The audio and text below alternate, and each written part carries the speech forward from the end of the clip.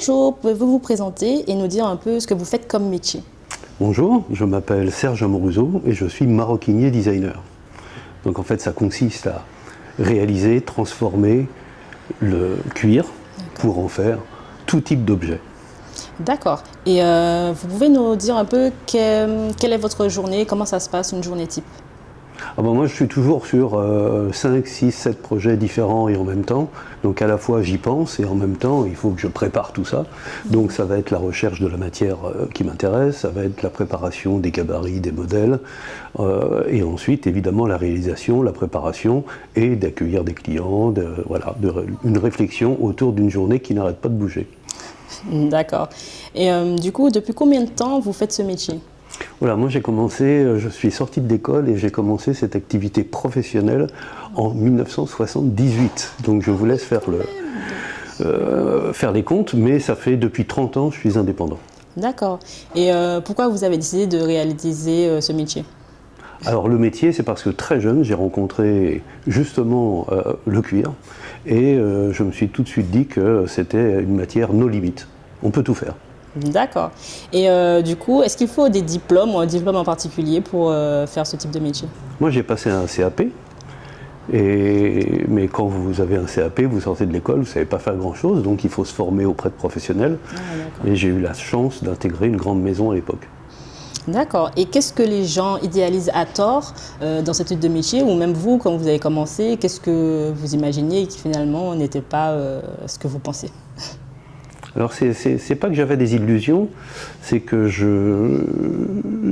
la chose s'est plutôt confirmée, c'est-à-dire que j'étais pas fait pour les grandes maisons qui aujourd'hui sont des industries assez importantes, qui ont une histoire aussi qui a une renommée mondiale. Voilà, tout ça n'était pas pour moi. D'accord. Et qu'est-ce qui est le plus dur au quotidien?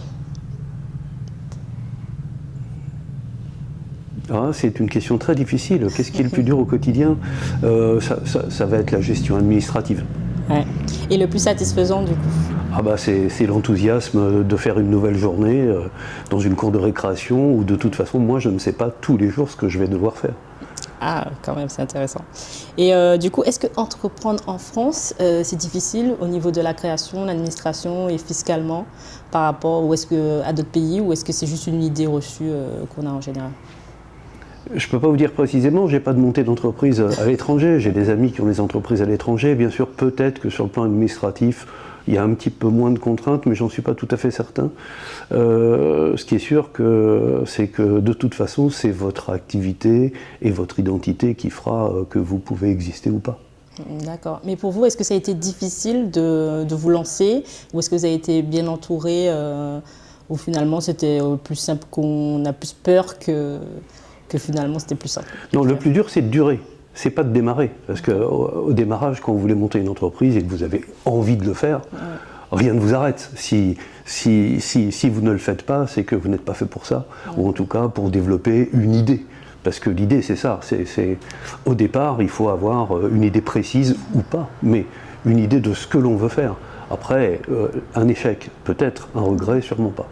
D'accord. Et justement, au cours de vos années, est-ce que vous avez déjà eu des moments où vous avez senti que vous souhaitiez abandonner ou changer, vous réorienter dans autre chose? Non, abandonner jamais, mais on change tous les jours.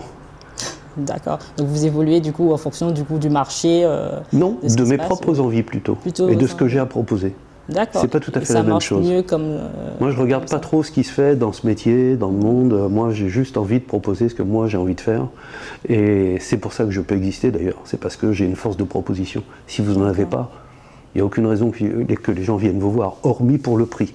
D'accord. Donc vous diriez du coup justement à d'autres qui souhaitent faire comme vous, de plutôt faire ce qu'ils aiment faire, ce qu'ils veulent, et non se baser forcément sur le marché?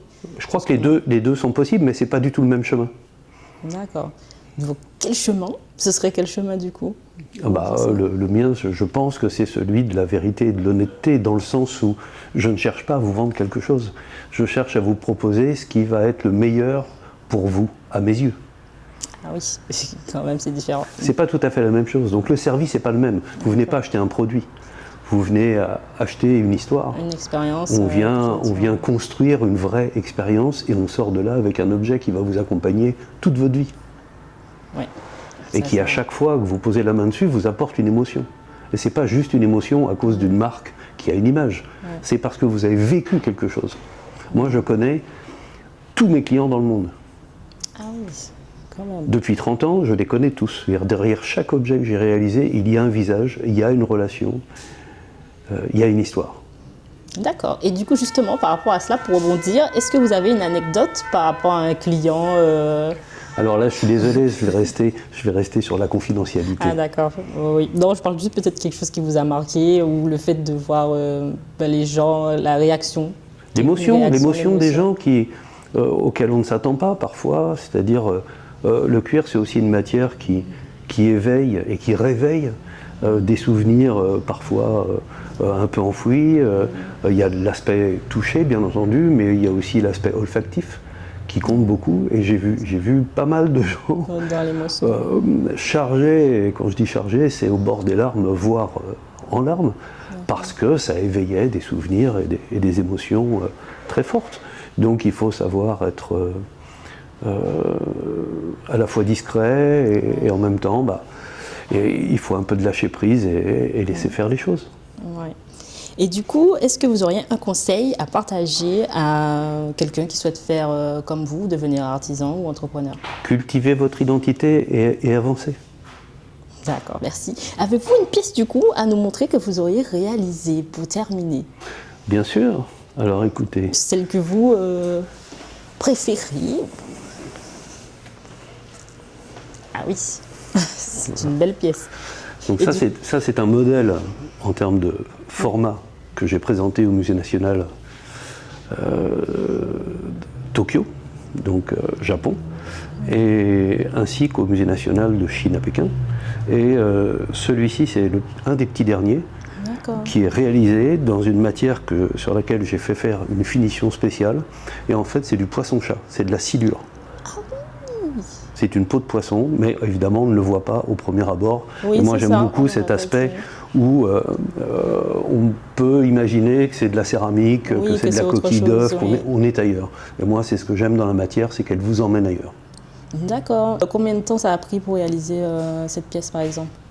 3 ans de réflexion, et ensuite une fois que vous avez la matière, c'est probablement une petite semaine de travail. Ici vous n'avez pas un seul point à la machine, tout est entièrement fait à la main. C'est à la main du coup. Bien sûr. Et vous réalisez toujours du coup vos pièces Oui, ce sont des pièces uniques ici, uniquement.